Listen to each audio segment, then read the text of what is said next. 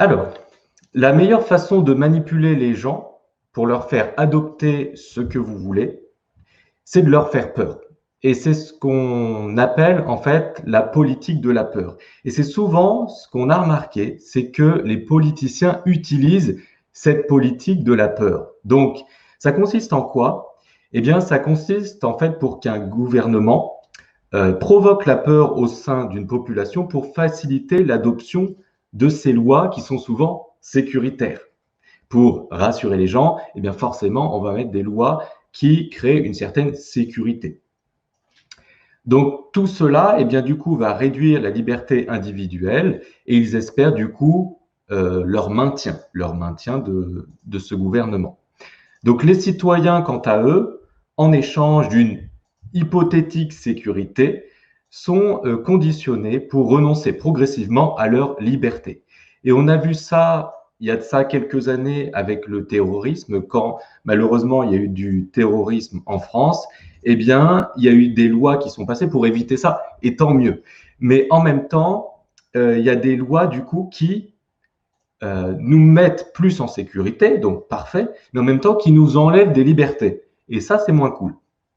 Donc, on a vécu ça pour le terrorisme à l'époque, et on est en train de vivre la même chose avec le coronavirus en ce moment. Et du coup, pour vous prouver ça, eh bien, je suis allé sur le site gouv.fr, où vous avez même le lien juste ici, où eh bien, je vais vous lire les mesures qui ont été prises quand il y a eu le terrorisme à l'époque. Et là, vous voyez le avant, les mesures qui ont été prises et la date de mise en vigueur de cette loi.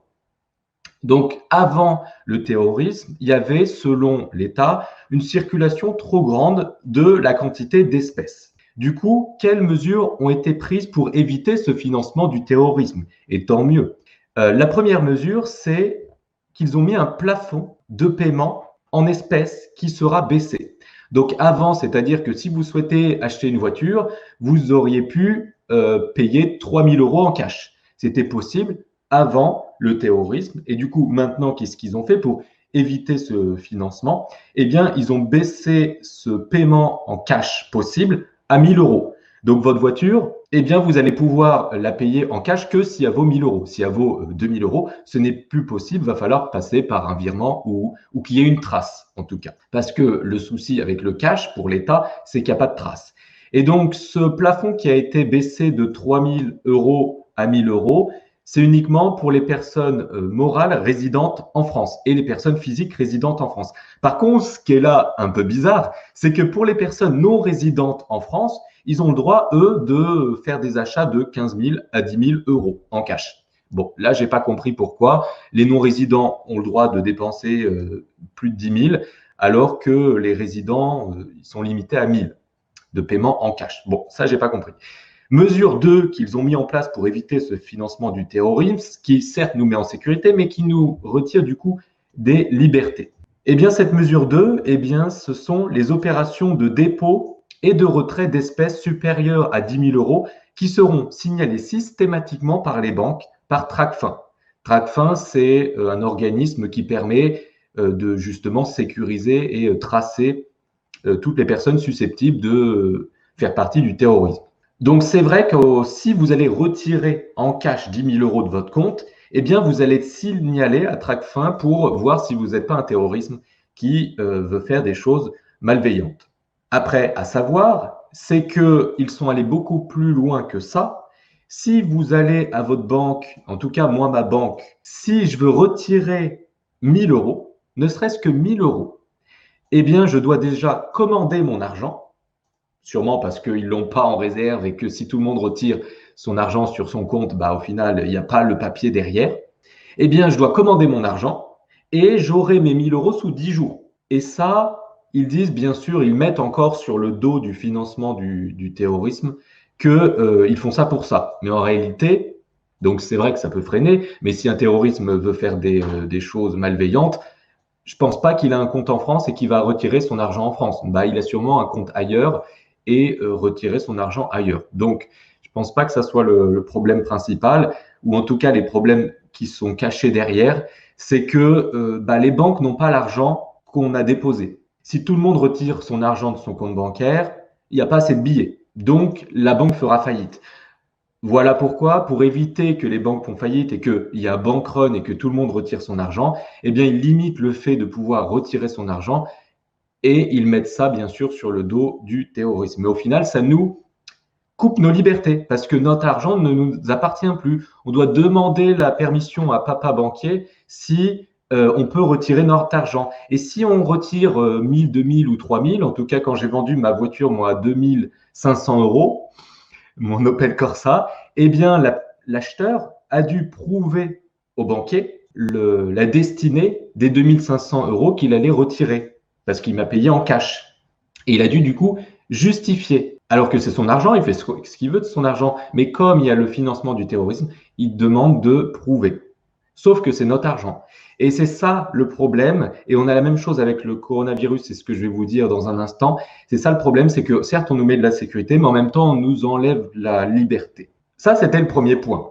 Et du coup, c'est ce que nous dit Tom Palmer ici dans cet article. Il nous dit que lorsque nous nous sentons menacés, nous avons tendance toujours à chercher à la fois un bouc émissaire, un responsable, et un protecteur, quelqu'un qui va nous aider à nous sentir en sécurité. Donc, en contrepartie de la défense de nos vies, nous sommes prêts à renoncer à pratiquement tout, y compris aux droits et libertés pour lesquels nous nous battons en temps normal. C'est-à-dire que, quand tout va bien, quand l'économie va bien et quand il n'y a pas de crise sanitaire, eh bien, nous nous battons pour nos libertés. Les gilets jaunes, etc., étaient là pour le prouver. Mais quand, du coup, il y a un épisode extraordinaire, eh bien, là, on est prêt à enlever de nos libertés pour avoir plus de sécurité. Donc, le problème, c'est qu'en fait, ça peut être temporaire durant cette période extraordinaire, sauf qu'il y a eu des mesures pendant le terrorisme, et au final, des lois passent et elles restent tout le temps, au final.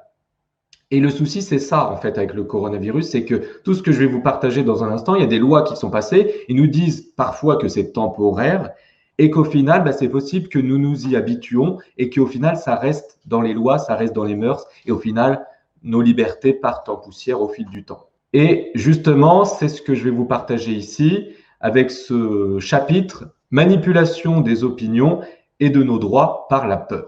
Donc déjà, le cash va potentiellement disparaître à cause du coronavirus.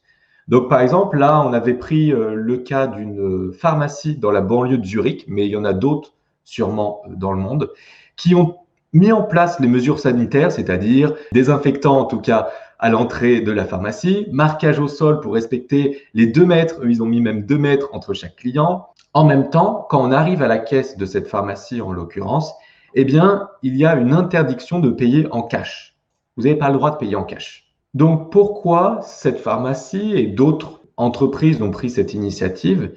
C'est que les pièces et les billets de banque sont des vecteurs de transition du virus. Eh bien oui, si j'ai un billet de 10, que j'ai le corona et que je le donne à la personne en question, eh bien, elle va toucher ce billet de 10 et on va se transférer le virus. Et donc ça, c'est ce que nous dit justement l'Organisation mondiale de la santé, l'OMF, que justement, eh bien, les billets et les pièces sont un vecteur du coronavirus, de transmission du coronavirus. Donc c'est pour ça que l'OMS nous dit et nous recommande d'utiliser les moyens de paiement sans contact. Donc de ne pas utiliser le cash, mais d'utiliser les moyens de paiement sans contact. Et donc, l'hygiène pourrait ainsi devenir l'argument ultime en faveur des paiements électroniques, déjà plébiscité par le fait que y a la corruption, le financement du terrorisme et l'évasion fiscale. Et oui, quand on paye en billets, parfois, on peut ne pas déclarer. C'est ce que font certaines entreprises en tout cas. Et du coup, c'est ce que l'État met en avant, le fait de ne plus utiliser de cash et plutôt d'utiliser la carte bancaire. Et en même temps, ça permet quoi à l'État? Eh bien, ça permet de tracer tout ce qu'on va faire. Donc, avec un billet de banque, on est un peu libre. Je peux vous donner un billet de banque là aujourd'hui, personne ne le saura, sauf vous et moi. Mais l'État, lui, il ne sait pas. Et ça, c'est une forme de liberté. Sauf que s'il nous impose un jour d'utiliser uniquement la carte et qu'il n'y ait plus de billets, eh bien, tout sera tracé. Tout sera tracé. On saura exactement où vous êtes, qu'est-ce que vous achetez, avec qui potentiellement vous êtes, etc. Et combien vous dépensez. Donc ainsi, si cette situation dure et que, au final, ils nous mettent dans les mœurs le fait de moins utiliser le cash parce que c'est risqué. On perd des libertés et en même temps, ça sera inscrit dans nos mœurs et par la suite, naturellement, eh bien, il y aura plus de cash. Et en plus, c'est déjà une mesure que l'État et l'Europe veulent prendre. Le fait de vouloir supprimer le cash. Vous pouvez regarder sur le site de l'Europe, de l'Union européenne. Ils veulent, dans les années à venir, je ne dis pas que ça va arriver cette année ni l'année prochaine, mais dans les années à venir, retirer le cash. Et c'est ce que nous dit cet article sur le site valeurs.com. Ils nous disent que depuis quelques années, les pièces et les billets n'ont plus la cote en fait chez les gouvernements parce que ils multiplient les initiatives pour réduire son utilisation auprès des citoyens. Et il y a même en juin 2018, Édouard Philippe que vous connaissez, qui a suggéré déjà à ce moment-là le fait d'avoir une société avec zéro cash. C'est lui qui le dit, hein, c'est pas moi. Et ce qui est déjà écrit dans la loi, c'est que depuis le 27 janvier 2019, eh bien, les billets de 500 € ne sont plus émis. C'est-à-dire que oui, il y a la planche à billets qui fonctionne, même s'ils écrivent que des chiffres et ils n'impriment pas des billets. Eh bien, ce qui est sûr, c'est que c'est déjà passé dans la loi, c'est déjà fait. Les billets de 500 ne sont plus émis. Ils ne seront plus jamais émis. Il n'y aura plus de billets de 500 qui seront recréés. Et bien sûr, ils nous disent que c'est pour éviter le financement du terrorisme, etc. Donc, il existe en fait une autre raison bien plus concrète, c'est ce que nous dit cet article, hein, de vouloir éliminer l'argent liquide. C'est ce que explique Philippe Crevel, économiste spécialiste des questions macroéconomiques et fondateur de son cabinet de conseil dont il est propriétaire, qui nous dit « S'il y a un mouvement de fond contre les billets et les pièces, c'est parce que cela a pour objectif la lutte contre la fraude fiscale. » Donc ça, c'est vrai que c'est une raison. Donc ça évite, c'est vrai, le financement du terrorisme, ça évite la fraude fiscale, le fait que, par exemple, comme c'est écrit ici, par exemple, une personne qui veut payer un petit artisan qui est venu chez lui en cash et que cet artisan ne déclare pas, eh bien forcément, cet artisan, il est hors la loi, mais en même temps, l'État peut pas le tracer parce que c'est que des billets et il peut pas savoir que cet artisan fraude. Donc, l'État, il n'aime pas ça. Il n'a pas le contrôle, il peut pas tracer. Donc, c'est pour ça que le fait de retirer le cash, c'est déjà quelque chose qui va arriver dans les prochaines années, on ne sait juste pas quand, pour lutter contre le financement du terrorisme, la fraude fiscale, et éviter que tous les gens retirent leur argent des banques, puisque de toute façon, les banques n'ont pas cet argent et elles feraient faillite à ce moment-là. Donc, si vous souhaitez justement, en plus, comment faire fructifier votre argent en investissant dans les crypto-monnaies et en l'occurrence dans le Bitcoin, eh bien, vous avez un lien sous cette vidéo. Vous pouvez aller sur le site fructify.io/KDO. Et puis, je vous dirai eh bien, comment faire vos premiers pas dans cet investissement, surtout que j'ai lancé une plateforme qui vous permet à tout débutant d'investir dans les crypto-monnaies avec un maximum de sécurité, de rentabilité et en plus d'automatiser vos investissements.